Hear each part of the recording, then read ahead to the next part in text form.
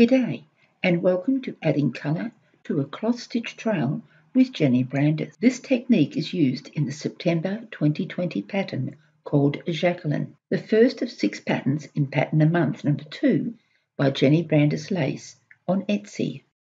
Alternating colours have been added to this pattern at the head side, but the same technique can be used with any cloth stitch section.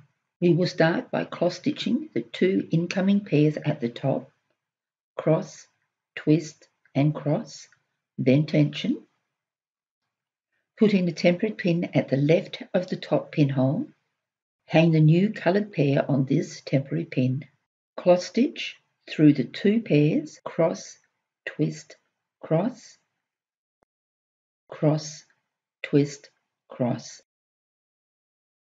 Add the pin twist to the coloured weaver pair, put up the pin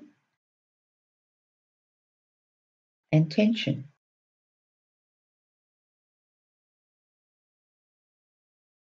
Cross stitch back through the passives to the next pin on the left,